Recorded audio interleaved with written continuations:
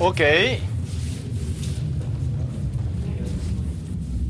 When we think about space, we tend to think of outside space and inside space. But then this is not correct space. Correct space is outside indices together. Okay, so how can you reach this? So you put 1 point, and from 1 point, your perception of space go this way. Okay. Then there's only one total space. Okay, total space is the only one space. Whereas without 1 point, you create two spaces, outside space and inside space. Okay, so your mind moves between in and out and creating conflict. So you need a total space. Okay? That means if I perceive here, here, here, or here, here, here, then my perception is moving. Okay? Whereas if I perceive everything together, then cannot move.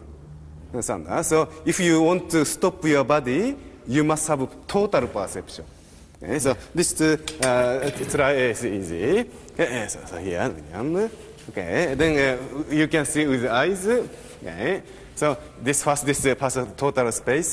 Then you can see that eyes doesn't move. Okay. Now you see one by one. You see one person. Okay. Then you can see how it's moving. Okay. So naturally, body also wants to move. Okay. So if you want to keep stay, okay, perceive everything. Okay. So that the eyes are not moving. Yes, now.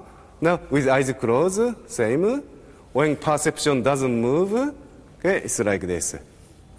Okay? Whereas if you think first here, and here, and here, here, here, here, okay, then moves. Understand? That means partial perception moves. Total perception does not move. Understand? Okay, so sit down. Okay, and then from 1 point, perceive the space together, totally. Okay, then your body stays calmly, quietly where it is. This is meditation.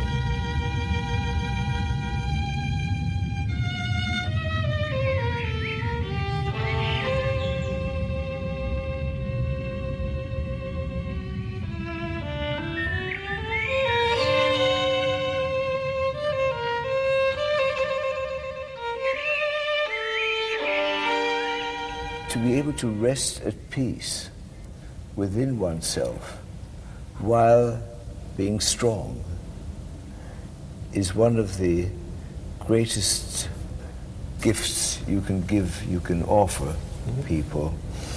And I know that it is something I've always been inclined to kind of, I don't have, in that respect, I don't have enemies, you know. It's that the same kind of feeling that you can overcome the resistance of others without yourself becoming involved in the fighting. Now we are working in schools of 5 years to 8 years old, schools where there is suspicion and mistrust and violence, and the children become perfectly good children. But I would like to go, and I've been wanting to go, into schools of teenagers who are really hate the world. And I don't blame them, they're right. And I'd be very interested, if it were possible, to find a school like that around here. We have plenty of those schools in America and in England.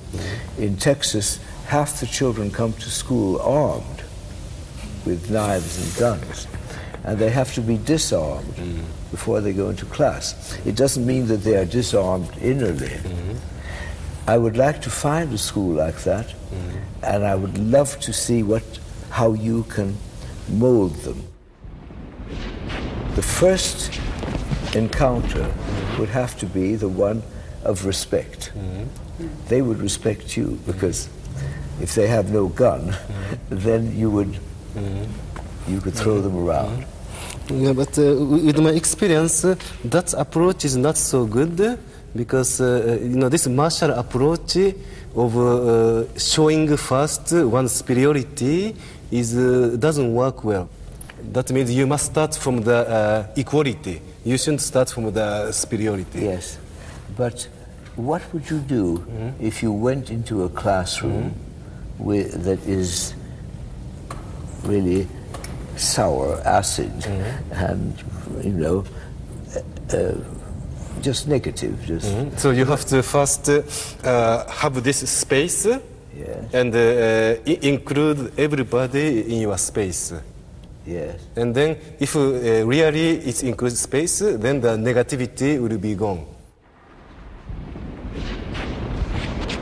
So now, before doing anything, first I must create this space so that this space includes these people. Okay? Then from there, you start something. Okay? But then very often, especially when these people are violent, fighting, unfriendly, then unconsciously you create space here. Okay? And then there. So if you start from here, then whatever you do, it will be fighting. So if I have this space, and if here is positive, inevitably that's also positive. Of course, it takes time. It takes time. Yes. For instance, if you saw two young people trying to kill each other, what would you do? I don't know. So that's why you have to keep space, then action will come later. So you must learn that your perception creates action. Left forward, left arm forward. Or walk naturally, yes. Okay, this kind of people are creating decision with thought. Okay, that's why the body is confused. Okay, but normal people, okay, they always make decision without thought.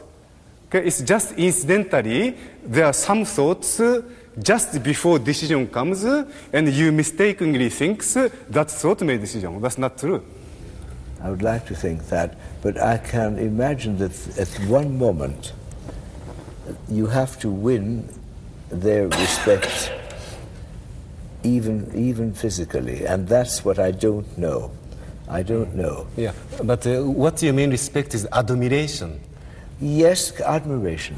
Yeah. But admiration and respect is completely different. Is that completely different?